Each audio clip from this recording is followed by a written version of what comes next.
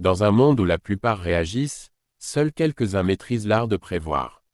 La pensée stratégique est la capacité de voir à des années-lumière, de manipuler les situations à son avantage et d'agir comme un véritable maître de l'échiquier de la vie. La pensée stratégique n'est pas seulement planifier.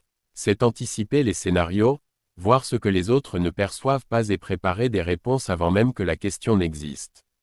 Un maître des échecs ne pense pas au coup actuel, mais à 10 coups d'avance. La vie est ainsi, un échiquier invisible, où celui qui ne comprend pas les pièces finit par être déplacé par elles. La pensée analytique naît de 3 piliers. D'abord, observer sans agir. Lire les personnes, les environnements, les intentions. Ensuite, filtrer les informations, séparer le bruit de ce qui est réellement important. Enfin, modéliser des scénarios. Si je fais ceci, il réagira ainsi, mais si je fais cela, il se perdra. Dans toute situation, l'esprit stratégique n'agit jamais par impulsion, il projette. Dans l'art de l'ingénierie sociale, manipuler n'est pas forcément négatif. C'est influencer. Un véritable stratège guide la perception des autres avec subtilité. Il reflète les gestes, utilise des questions qui orientent la conversation et transforme l'information donnée par l'autre en avantage personnel. La majorité parle pour être entendue. Le stratège écoute pour vaincre. Penser comme un joueur d'échecs signifie ne jamais bouger sans but. Sacrifier quelque chose de petit pour obtenir quelque chose de plus grand.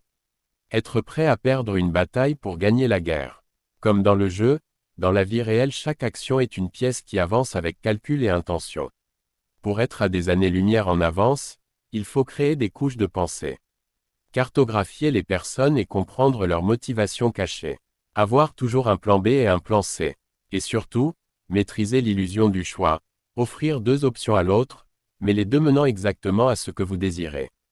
Pendant qu'il joue aux dames, vous êtes déjà en train d'écrire les règles des échecs. Paraître plus intelligent que les autres n'est pas une question de génie, mais d'attitude. Le véritable stratège reste calme quand tous sont pressés. Il pose des questions profondes que personne n'avait envisagées. Il présente des solutions simples qui cachent des raisonnements complexes.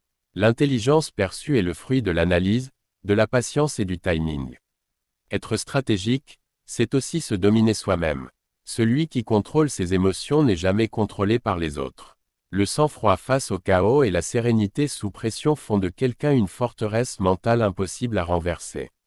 Et enfin, le plus grand secret, la stratégie ne consiste pas à gagner toujours, mais à choisir les bonnes batailles.